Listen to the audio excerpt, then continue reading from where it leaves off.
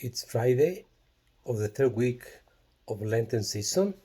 It's March the 12th.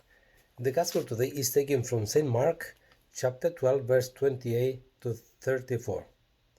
One of the scribes came to Jesus and asked him, "Which is the first of all the commandments?" Jesus replied, "The first is this: Hear, O Israel, the Lord our God is Lord alone. You shall love the Lord your God with all your heart, with all your soul, with all your mind, and with all your strength. The second is this: you shall love your neighbor as yourself. There is no other commandment greater than this." The scribe said to him, "Well said, teacher. You are right in saying, He is one and there is no other than He. And to love Him with all your heart, with all your understanding, with all your strength, and to love your neighbor as yourself is worth more than all burnt offerings and sacrifices." And when Jesus saw that he answered with understanding, he said to him, "You are not far from the kingdom of God." And no one dared to ask him any more questions. The Gospel of the Lord. This Gospel is situated in Jerusalem. Jesus has already entered Jerusalem triumphantly. Now he's been questioned by the leadership of Israel. Who are you? What is your ID? What do you do? Those things. They are called the controversies, especially against the Pharisees, against the Herodians. And the question they asked Jesus, it was not a useless question. It was discussed about the scribes, about the teachers of the law. There were 613 commandments. Of those, 248 were positive commandments. Love your neighbor. And then there were 365 negatives. So do not commit adultery, do not steal at the end. And then they also divided the commandments between heavy and light commandments. So what the question that Jesus asked, it was common. It was like in a school debate.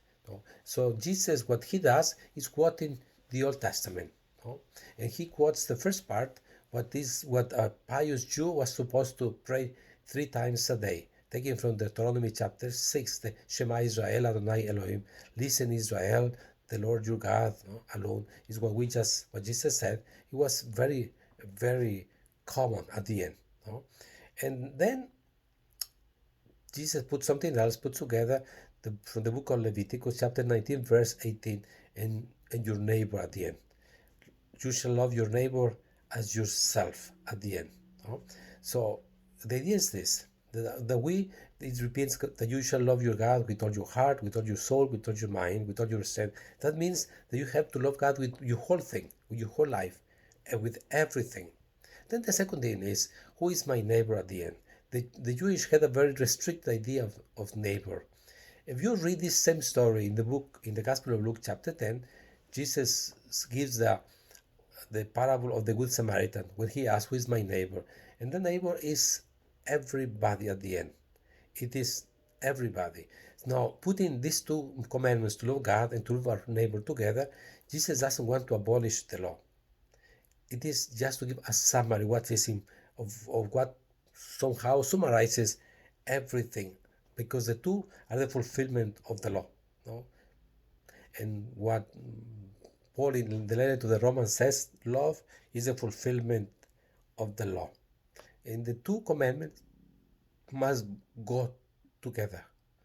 The first letter of John chapter 4 says very clearly, you cannot love God, you don't love whom you don't see, you don't love your neighbor whom you see. We can put it this way: how do I know that I love God? Because I love my neighbor.